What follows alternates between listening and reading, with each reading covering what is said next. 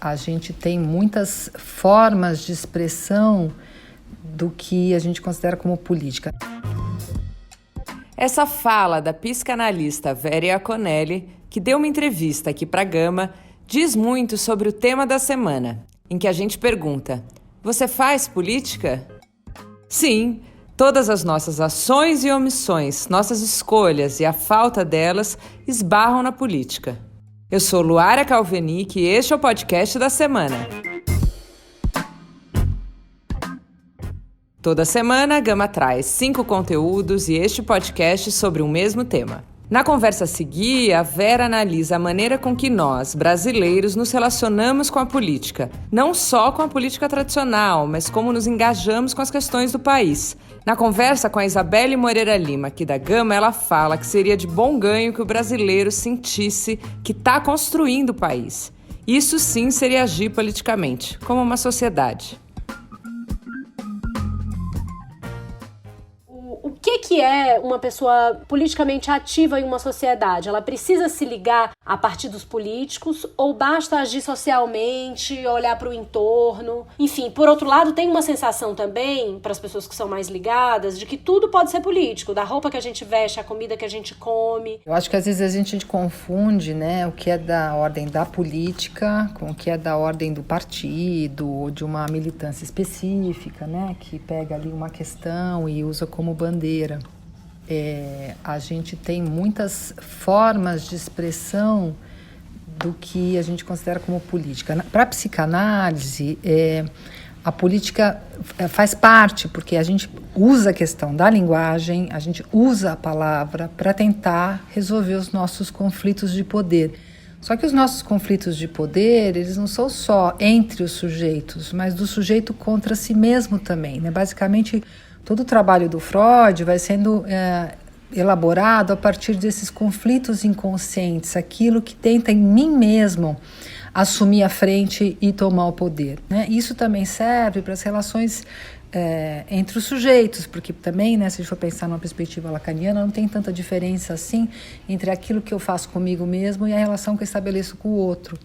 Então, também ali, a gente, assim como na política, se privilegia a possibilidade do diálogo e não o seu fracasso, que seria o adoecimento, seja do sujeito, seja o adoecimento social, né? As patologias sociais, que é a guerra, né? As violências, onde o diálogo, onde a possibilidade de troca fica extremamente comprometida. Então, em algum sentido, a gente tem sinais. Claro que a tua roupa diz algo, você está escolhendo uma roupa, você está escolhendo uma forma de se apresentar para o outro, isso diz algo de você também, é uma linguagem.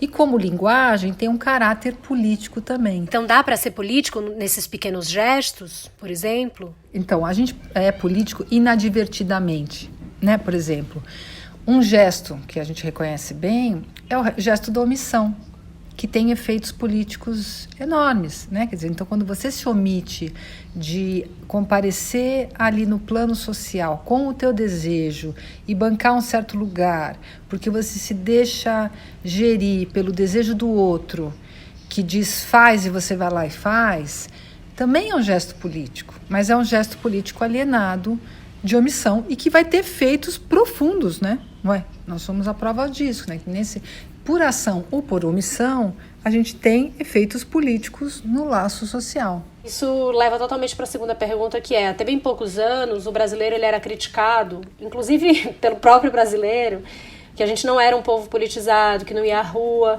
enquanto, sei lá, os argentinos estavam fazendo manifestações com panelas, na rua com panelas, né? Isso mudou? Dá para dizer que o brasileiro é mais politizado ou é politizado hoje? O que eu acho mais difícil nessa pergunta é a gente pensar que existe o brasileiro, porque o Brasil é um país absolutamente cindido, né? Não é porque a classe média não sai às ruas defendendo uma série de questões que outros grupos não saiam.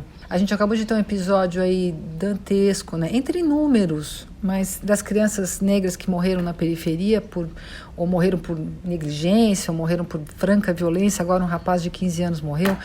Cadê as pessoas na rua? Não, aqui onde eu moro não tem ninguém na rua batendo panela não, mas Com certeza, se você acompanhar o jornal, você vai ver que houve muita manifestação, sim, na periferia, que foi violentamente reprimida. Então, quando a gente fala em brasileiro, compara com a Argentina tem uma classe média grande.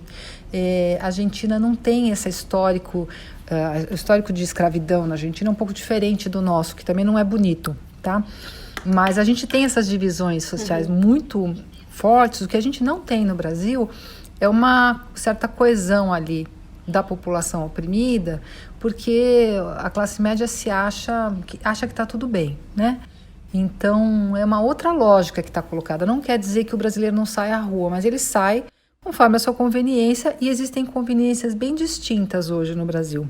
Numa coluna recente, você escreveu que não bastam só as torcidas, mas que as hashtags também precisam descer às ruas. Será que a classe média está presa ao ativismo de sofá? Essa sensação de politização é só uma ilusão de redes sociais? Eu acho que a rede social, ela traz mais informações e mais rápida e permite que você esteja mais antenado. Mas se você quiser, né? Porque também você pode estar ali bombardeado por fake news, que são totalmente alienantes, né? Então, o que eu acho assim, que essa política do hashtag, né?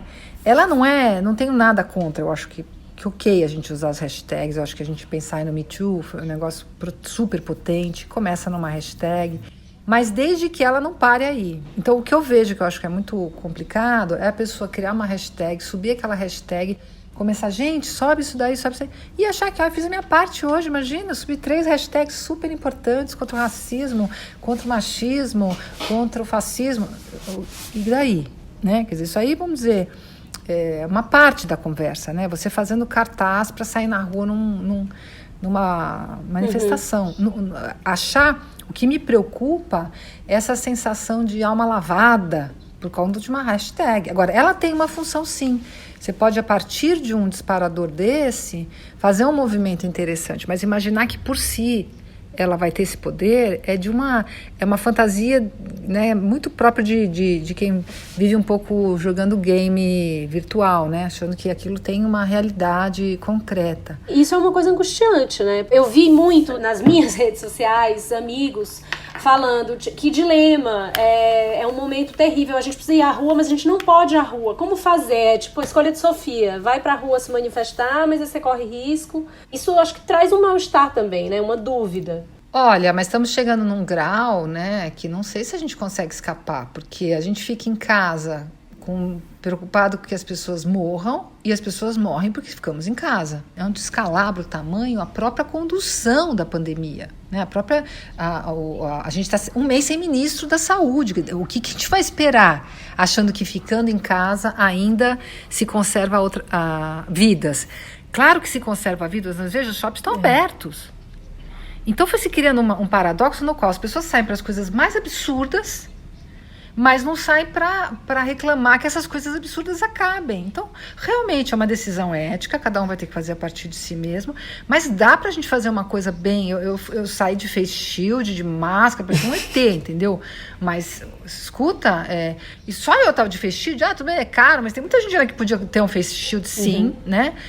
Então, o que tá acontecendo? Também, eu acho que tá faltando um pouco de autocrítica, botar na balança o que está em jogo. Estamos há um mês sem ministro da saúde. Nós vamos esperar o quê? E a adesão popular, a abertura de shoppings, o que você achou disso? É um sinal do egoísmo do país?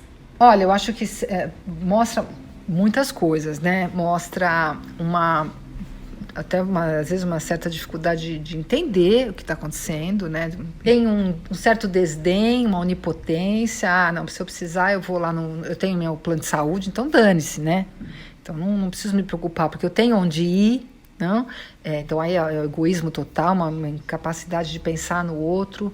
Tem a gente sabe que os shoppings, né, a questão do consumo é um vício, é uma busca que a nossa cultura tem de tentar preencher o sujeito com os objetos. Então tem gente que estava ávido, né, praticamente com delírios tremens de não poder entrar no shopping e comprar coisas. Então eu acho que se você fosse entrevistar todo mundo que entra no shopping hoje, provavelmente você vai ver diferentes camadas. Mas nós estamos falando de um país que tem aí um histórico muito forte de uma visão de cidadania muito pobre, né? Não é todo país que tem essa mazela, como o Brasil tem, e muita dificuldade de se entender como participante numa relação de interdependência, né? Na qual o que eu faço afeta o outro.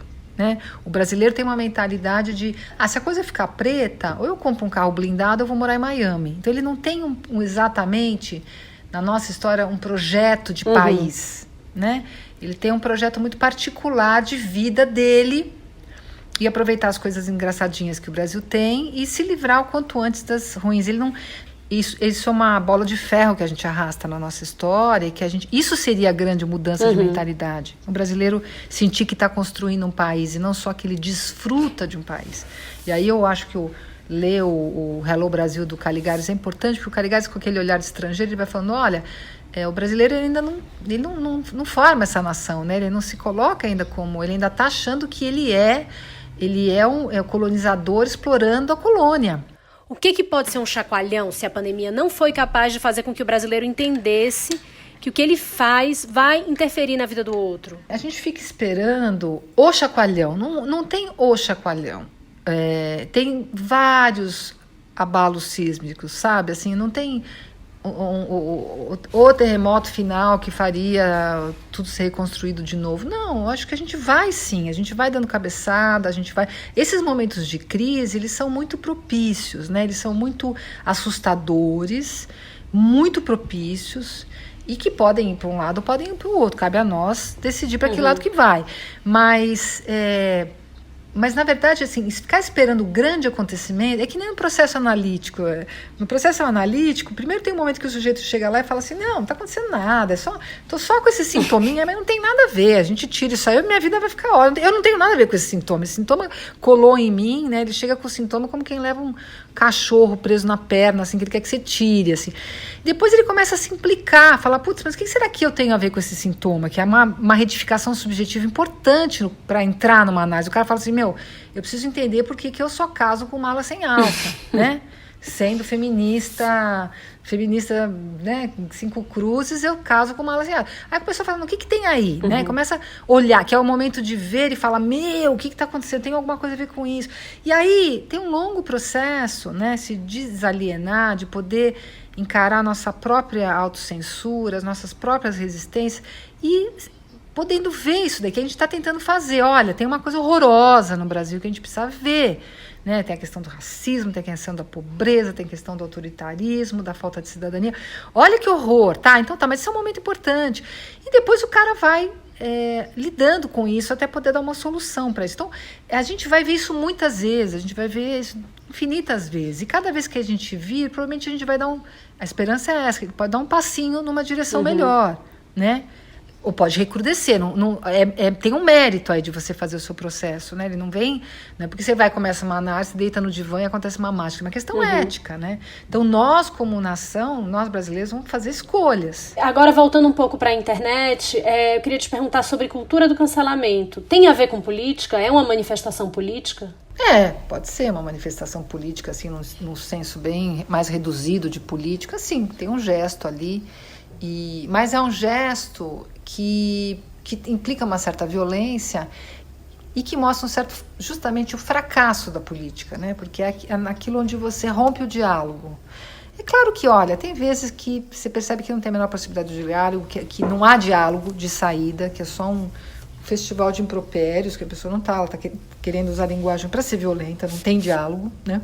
Mas esse movimento sistemático de cancelando, né? Me lembra um pouco o alienista, que ele vai dizer, todo mundo é louco, vai internando todo mundo, né? No conto do Machado de Assis. No fim, ele percebe que está todo mundo internado menos ele, ele fala, bom, então acho que o louco sou eu, né? Quer dizer, então, você vai cancelando todo mundo, é sinal de que deve ter alguma coisa errada aí na tua possibilidade de diálogo no mundo, né? E o pior, né? Os cancelados, eles se tornam célebres. O cancelamento tira muitas pessoas do anonimato, né? Imediatamente depois do cancelamento, a pessoa ganha um monte de fãs que não necessariamente concordam com ela, mas ficam curiosas. é paradoxal, né? Como tudo na mídia. Enfim, eu não tenho uma posição fechada. Eu só acho que essa não é uma estratégia que pode ser usada o tempo todo para tudo. É meio boba, né? Ela é um tanto boba, né? Agora, algumas pessoas não têm direito de estar no espaço público que hoje em dia é o virtual, né? Com certas falas que são... que atentam, né? Contra o bem comum, que são extremamente violentas, ou porque... enfim, expõe crianças ou porque expõe pessoas fragilizadas, vulneráveis, como negros e mulheres, enfim, deficientes. Essas pessoas não têm direito à voz pública, assim, porque elas estão contra o público, né? Elas estão contra o bem comum, elas estão... enfim, eu acho que aí sim, a mídia tem que mediar um pouco esse tipo de expressão, porque não é da ordem da liberdade de expressão, mas é da liberdade de expressar seu ódio, né? O que numa sociedade não é aceitável. Eu acho que a gente tem que começar a alçar a política das nossas escolhas a um outro patamar e se responsabilizar, né? Eu acho que a questão da responsabilização pelos teus atos é a grande questão da psicanálise. A psicanálise não diz faça isso ou faça aquilo, para desespero dos moralistas que querem que diga faça isso, faça aquilo. A psicanálise fala assim, faça o que você fizer, saiba que você faz a partir de um certo lugar, que você tem que se responsabilizar completamente por esse lugar de quem faz e pelos resultados, pelas consequências desse fazer. Então, por isso que para o Lacan a psicanálise é da ordem da ética, né? É da ordem do sujeito assumir as suas responsabilidades, né?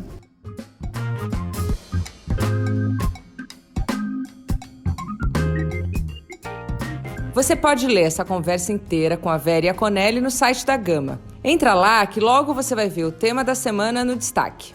Nessa edição tem a Mamundi, o Gregório do Vivier e outros nomes falando sobre o quanto o nosso corpo, a moda, a cultura, a alimentação, tudo tem a ver com agir politicamente.